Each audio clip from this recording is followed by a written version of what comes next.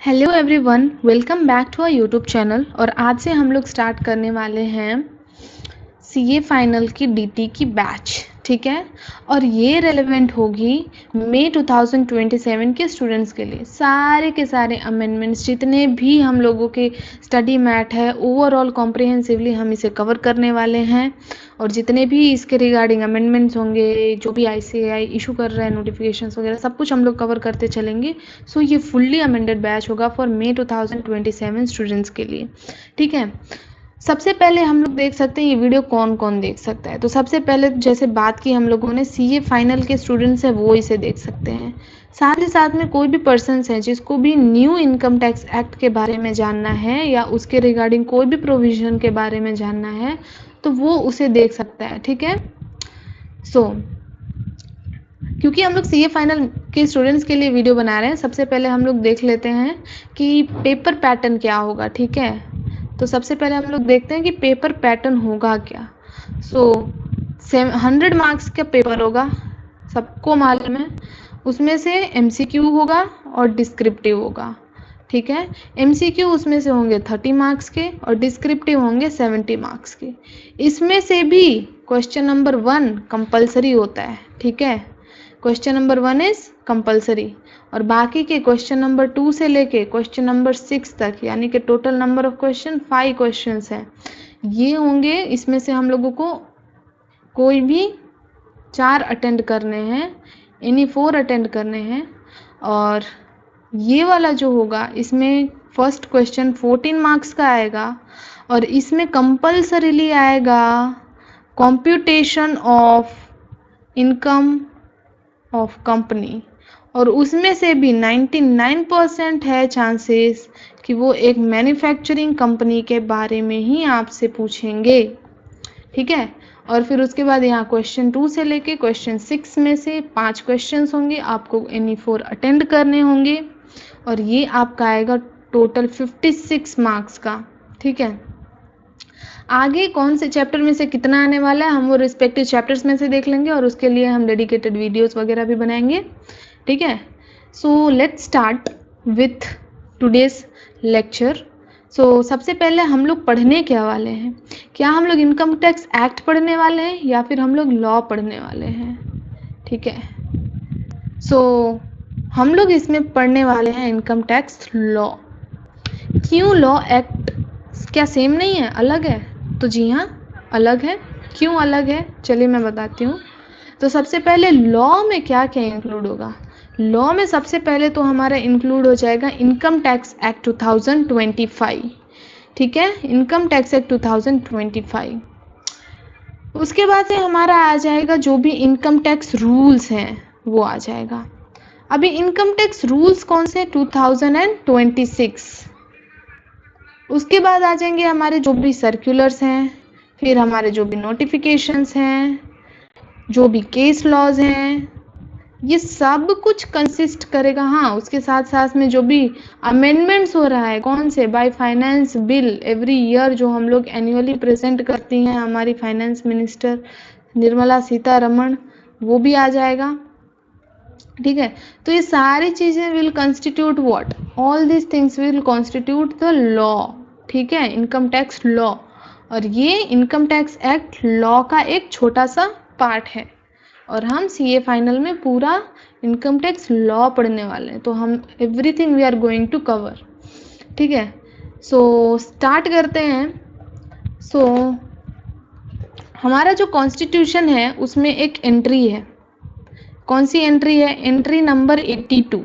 कौन से लिस्ट की? यूनियन लिस्ट की। आप सबको पता है कि हमारे 3 तरीके के लिस्ट दिए हुए हैं, एक यूनियन लिस्ट होता है, एक स्टेट लिस्ट होता है, एक कनकरेंट लिस्ट होता है। यूनियन लिस्ट में जो भी यूनियन से रिलेटेड बातें होती हैं वो लिखी होती हैं, स्टेट में जो भी स्टेट गवर्नमेंट्स का कर सकता है वो लिखा होता है, और कनकरेंट लिस्ट में दोनों को लागू पड़ता है, ऐसी चीज़ें लिखी हुई हैं। सबसे पहले यूनियन लिस्ट में हमारा एंट्री नंबर 82 है और इस एंट्री का जो लिस्ट 1 है, ठीक है, लिस्ट 1 इन 7th शेड्यूल, लिस्ट 1 इन 7th शेड्यूल जो भी हमारा कॉन्स्टिट्यूशन है उसमें पावर दिया है किसको? सेंट्रल गवर्नमेंट को, to levy income tax. Other than agricultural income, agricultural income पे सेंट्रल गवर्नमेंट कभी भी टैक्स नहीं लगा सकती है, बट क्या एग्रीकल्चरल इनकम पे कोई भी टैक्स नहीं लगा सकता? The answer is no.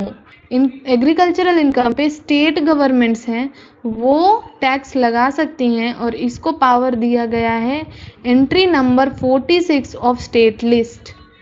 तो क्या इंडिया में एग्रीकल्चर इनकम कोई भी टैक्स लगता है? The answer is no. क्यों? क्योंकि इंडिया इज एग्रीकल्चरल कंट्री, और क्योंकि एग्रीकल्चरल मेन इस एक्टिविटी हमारे देश का, और बहुत सारे लोग हैं एग्रीकल्चर में जो कि टैक्स पे नहीं कर पाते हैं, दे आर वेरी पुअर, तो इसलिए एग्रीकल्चर इज एग्जेम्प्ट। ठीक है, सो आगे हम लोग पढ़ते हैं इनकम टैक्स एक्ट 2025, जो भी लॉ है उसके बारे में हम लोग पढ़ते हैं। सो सबसे पहले हम लोग देखते हैं IT act, income tax act 2025। तो इससे ही हम लोगों का जो प्रिंसिपली यही है, इनकम टैक्स एक्ट ये हमको बताएगा कि क्या हम लोगों को कौन सी चीज़ों हमारे इनकम में ऐड करनी है, क्या हमारे एक्सपेंसेस होंगे, क्या हमारा टोटल लायबिलिटी होगा। ठीक है, एक्सपेंसेस नहीं, क्या होगा हमारा टोटल टैक्स लायबिलिटी, कौन कौन से हमारे असेसमेंट प्रोसीजर्स वगैरह, मतलब ये हम सब कुछ पढ़ने वाले हैं। ठीक है, सबसे पहले आईटी एक्ट 2025 आ जाएगा। इसमें टोटल कितने सेक्शंस हैं? 536 सेक्शंस हैं। ठीक है, इनकम टैक्स एक्ट में, बट क्योंकि with amendment as amended by finance act 2026, अभी के लिए फिलहाल इसमें कितने सेक्शंस हैं? 535। ऐसा क्यों? क्योंकि इस फाइनेंस एक्ट को जब पेश किया गया था तो 2 सेक्शंस को इसमें से निकाल दिया गया था और 1 सेक्शन इसमें ऐड किया गया था, जिसकी वजह से अभी अगर हम लोग देखने जाए प्रेजेंटली कितने सेक्शन से 535, पर हमारा जो इनकम टैक्स एक्ट है ओरिजिनली उसमें 536 सेक्शंस दिए हुए होंगे। ठीक है, शेड्यूल्स कितने हैं न्यू इनकम टैक्स एक्ट में? 16 शेड्यूल्स हैं। ठीक है, आगे हम सारी चीज़ें पढ़ने वाले हैं। अभी फाइनेंस एक्ट की चलो हम बात कर लेते हैं। ठीक है, फाइनेंस एक्ट क्यों मैंने बोला as amended by finance act 2025? तो इंडिया में जो भी इनकम से रिलेटेड, रेवेन्यू से रिलेटेड बातें होती हैं, उन सब चीज़ों को क्योंकि गवर्नमेंट को बताना पड़ता है कि गवर्नमेंट कहाँ से इनकम कलेक्ट करने वाली है और कहाँ पे वो रेवेन्यू को खर्च करने वाली है। ठीक है, तो जब भी गवर्नमेंट इनकम कलेक्ट करेगी तो गवर्नमेंट के कितने सोर्सेस हैं? सबसे पहला तो गवर्नमेंट ओन्ड एंटिटीज़, पीएसयूज़ वगैरह हैं, वहाँ से उसकी इनकम जनरेट होगी।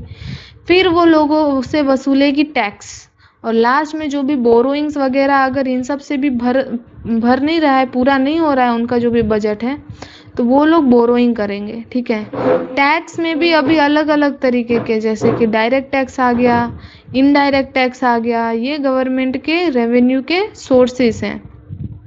ठीक है, अभी गवर्नमेंट को अगर रेवेन्यू से रिलेटेड कोई भी अमेंडमेंट, गवर्नमेंट को इनकम से रिलेटेड, रेवेन्यू से रिलेटेड कोई भी अमेंडमेंट्स करनी है फाइनेंस से रिलेटेड, तो वो क्या करेगी? वो पेश करेगी, हर साल वो पेश करती है फाइनेंस बिल इन पार्लियामेंट, और ये इसे पेश कौन करता है? फाइनेंस मिनिस्टर निर्मला सीतारमण अभी के लिए।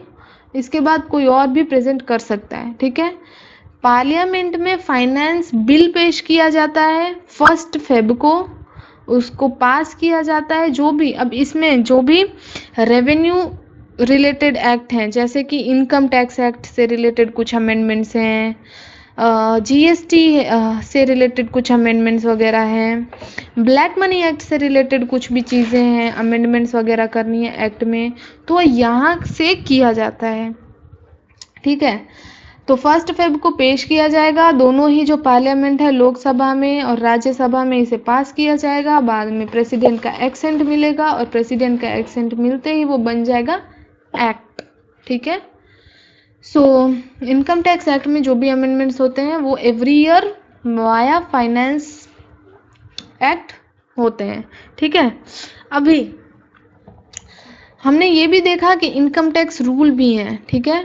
तो इनकम टैक्स एक्ट में अगर हर एक चीज़ लिख देंगे तो वो तो बहुत ज़्यादा बड़ा हो जाएगा, और बार बार अगर इसे हमें अमेंड करनी है तो हम लोगों को पार्लियामेंट में अमेंडमेंट करवाना पड़ेगा, दोनों ही हाउसेस से पास करवाना पड़ेगा, प्रेसिडेंट का एक्सेंट लेना पड़ेगा, फिर जाके हमारा ये एक्ट अमेंड होगा।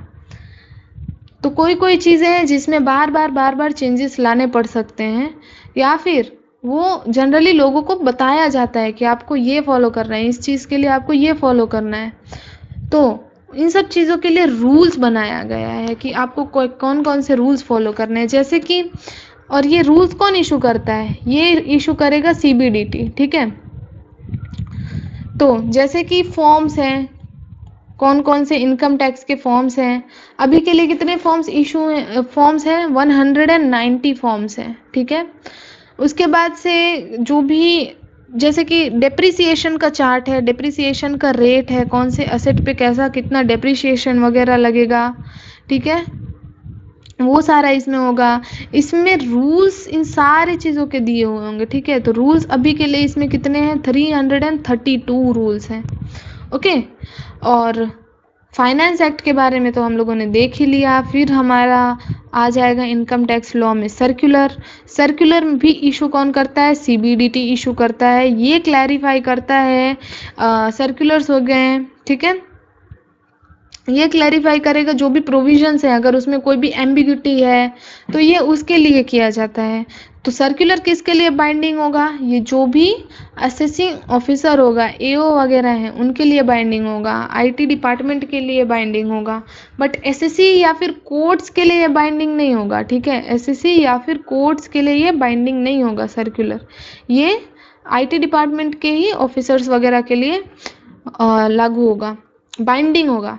कोर्ट और SSC चाहें तो उसे फॉलो कर सकते हैं, चाहें तो उसे नज़रअंदाज करके भी चल सकते हैं। फिर आ जाएंगे हमारे नोटिफिकेशंस, ठीक है। नोटिफिकेशंस भी इशू कौन करता है, CBDT इशू करता है, बट यहाँ पे ये AO को भी लागू पड़ेगा, साथ ही साथ में SSC एंड कोर्ट वगैरह को भी लागू पड़ेगा, ठीक है। SSC को भी ये लागू पड़ेगा। अभी ये जो नोटिफिकेशन है, या तो ये CBDT इशू करेगा या तो सेंट्रल गवर्नमेंट इशू करेगा, ठीक है। और लास्ट में हमारे आ जाएंगे केस लॉज में जो भी हाई कोर्ट, सुप्रीम कोर्ट के डिसीजंस वगैरह हैं, ठीक है। तो उन लोगों को, तो जैसे कि हाई कोर्ट है, हाई कोर्ट ने कोई जजमेंट दिया, फॉर एन एग्जांपल गुजरात की हाई कोर्ट ने कोई जजमेंट दिया, तो ये it would be applicable in the law of the land, जो भी उसका जुरिस्डिक्शन है, जैसे कि गुजरात है तो एंटायरली उसमें लागू हो जाएगा। बाकी के स्टेट्स उसे फॉलो कर सकते हैं, बट वो सिर्फ एक सुझाव के तरीके से ले सकते हैं, उसे मैंडेटरीली उसे फॉलो करना नहीं होगा। गुजरात जैसे कि अभी राजस्थान का कुछ केस लॉ है, तो वो राजस्थान का जो भी है वहाँ पे ज़्यादा बाइंडिंग होगा, वहीं पे लॉ ऑफ द लैंड है तो वहाँ के लोगों के लिए तो वो कंपलसरी हो जाएगा। सुप्रीम कोर्ट ने अगर जजमेंट कोई इशू किया है, ठीक है, तो ये again it is law of the land. तो सुप्रीम कोर्ट हाईएस्ट कोर्ट है इंडिया का, एपेक्स कोर्ट है, तो ये पूरे कंट्री में इसका जो भी जजमेंट है वो लागू पड़ेगा, हर किसी को फॉलो करना पड़ेगा, ठीक है। उसके बाद से हम लोग आगे बढ़ते हैं। इसमें हम लोग ना अलग अलग चीज़ें देखेंगे। अभी देखो आज का सेशन है ना पूरा इंट्रोडक्टरी है, ठीक है। कल के सेशन से हम लोग अच्छे से स्टार्ट करने वाले हैं सब कुछ इन डेप्थ। आज का भी सेशन इन डेप्थ ही होगा, but it is more of introductory part. तो सबसे पहले हम लोग देखेंगे, इसमें अलग अलग वर्ड सुनेंगे। सबसे पहले टैक्स मैनेजमेंट। टैक्स मैनेजमेंट कभी कभी आपने सुना होगा, तो इसका मतलब क्या होता है। टैक्स मैनेजमेंट, एक मिनट, टैक्स मैनेजमेंट है, टैक्स प्लानिंग है, ठीक है, टैक्स अवॉइडेंस है, और साथ ही साथ में टैक्स इवेजन है। तो ये 4 वर्ड्स हैं, वो बिल्कुल ही एक दूसरे से सिमिलर हैं, बट हम इसका मतलब समझते हैं क्या होता है। टैक्स मैनेजमेंट का मतलब क्या होता है, टैक्स तो देखो हमको भरना ही है, ठीक है। तो आप आपके टैक्सेस का टाइमली पेमेंट कर रहे हो, ठीक है, आप रिटर्न फाइलिंग समय पे कर दे रहे हो, जो भी आपको रिटर्न फाइलिंग करना है आप उसे समय पे कर दे रहे हो, वो आपका आ जाएगा टैक्स मैनेजमेंट में। जैसे कि आप मतलब आपका जो टैक्स का पेमेंट करना है, रिटर्न फाइलिंग करना है, डॉक्यूमेंटेशन वगैरह, ये सारी चीज़ें इस पार्ट में आ जाएगी। फिर हमारा आ जाएगा टैक्स प्लानिंग। तो इनकम टैक्स एक्ट में हम लोगों को बहुत सारे एग्जेम्पशंस दिए हुए हैं, बहुत सारे डिडक्शंस दिए हुए हैं, तो आप इन सब का सही से यूटिलाइजेशन कर रहे हो, तो ये आपका आ जाएगा टैक्स प्लानिंग। फिर आ जाएगा टैक्स अवॉइडेंस। टैक्स अवॉइडेंस का मतलब अगर मैं सिंपली बोलना चाहूँ तो लॉ में रहते हुए लॉ के मज़े लेना। मतलब लॉ का कोई ना कोई लूप होल है, आप उसका यूज करके टैक्स बचा रहे हो। और लास्ट में है टैक्स इवेजन। टैक्स इवेजन का मतलब क्या है, आप तो रूल को फॉलो ही नहीं कर रहे हो, आप लॉ को तो फॉलो ही नहीं कर रहे हो, आप टैक्स की चोरी कर रहे हो। ठीक है, आप टैक्स नहीं भर रहे हो। ओके, तो टैक्स मैनेजमेंट क्या है, आप टाइमली पेमेंट कर रहे हो। प्लानिंग क्या है, आप जो भी एग्जेम्पशंस हो गए, डिडक्शंस हो गए, ये सारे का अच्छे से क्लेम कर रहे हो, यूटिलाइज कर रहे हो। अवॉइडेंस में क्या है, आप टैक्स बचाने का कोई ना कोई तरीका ढूंढ रहे हो, कोई लूप होल ढूंढ रहे हो। ठीक है, यहाँ पे देखो आप टैक्स का कोई गैर पालन नहीं कर रहे हो, आप क्या कर रहे हो, आप कोई लूप होल ढूंढ रहे हो और उसका मिस यूज कर रहे हो। ठीक है, और फिर हमारा आ जाएगा टैक्स इवेजन। टैक्स इवेजन में आप क्या कर रहे हो, टैक्स की चोरी कर रहे हो। ठीक है, चीटिंग कर रहे हो, जैसे कि आपने डमी एक्सपेंसेस दिखा दिए, डमी आपने इनकम रिकॉर्ड कर लिया। ठीक है, या फिर आपने इनकम को ही रिकॉर्ड नहीं किया है, एक्सपेंसेस को ज़्यादा दिखा दे रहे हो। ठीक है, या फिर आपको टैक्स कम है इसलिए आप डमी डमी कुछ भी कर रहे हो, टैक्स की चोरी कर रहे हो। ठीक है, अभी अगेन हम लोग अभी देखते हैं कि जो न्यू इनकम टैक्स एक्ट है वो पुराने इनकम टैक्स एक्ट से क्यों अलग है। तो हम एक छोटा सा ओवरव्यू लेंगे। तो मेन चीज़ है, पुराने इनकम टैक्स एक्ट में बहुत सारे सेक्शंस थे, वो 800 से ज़्यादा सेक्शंस थे, उसे उन्होंने रिड्यूस कर दिया है, सेक्शंस को रिड्यूस कर दिया है। ठीक है, जो भी प्रोवाइजोस थे। ठीक है, जैसे कि प्रोवाइडेड दैट ऐसा लिखा हुआ आता था ना, ये सारी चीज़ों को न्यू इनकम टैक्स एक्ट में नहीं दिया गया है। अभी फ्रेश है, फ्यूचर में कभी ज़रूरत पड़ गई तो ये लोग कर सकते हैं, बाकी तो अभी तो इन्होंने कोई भी प्रोवाइजोस नहीं डाले हैं। ज़रूरत हो सकता है तो ओल्ड प्रोवाइजर्स का क्या किया उन्होंने, उसका उन्होंने जो भी है सेक्शंस के सब सेक्शंस बना दिए हैं। ठीक है, ओल्ड प्रोवाइजर्स का। ठीक है, उसके बाद कोई भी एक्सप्लेनेशंस वगैरह नहीं है, इसका भी उन्होंने सब सेक्शन बना डाला है। ओके, जो भी वर्ड्स थे जिसकी वजह से हमारी वो थी बढ़ जा रही थी, उसको उन्होंने कम किया है। जैसे कि प्रोवाइडेड दैट, जैसे कि not with standing with anything contain in so and so section में उन्होंने क्या लिखा, इररिस्पेक्टिव ऑफ जो भी सेक्शन में लिखा हुआ है वो। ठीक है, उसके बाद से नेक्स्ट हमारा आ जाएगा जो भी न्यू इनकम टैक्स है, उन्होंने बहुत तरीके से उसे शॉर्ट करने का ट्राई किया है। बट हाँ, मेन चीज़ हम लोगों को क्या याद रखना है, जो भी पिछले सर्कुलर्स हैं, नोटिफिकेशंस हैं, सारे के सारे हम लोगों को लागू पड़ेंगे unless they are contrary to this new act. अगर वो न्यू एक्ट को कॉन्ट्रडिक्ट नहीं कर रहे हैं तो जो भी सर्कुलर्स हैं, नोटिफिकेशंस हैं, सारे के सारे लागू पड़ेंगे। ठीक है, हमको अभी फॉलो करना रहेगा। ओके, तो आज का सेशन यहीं तक था, आगे का सेशन हम लोग कल देखेंगे।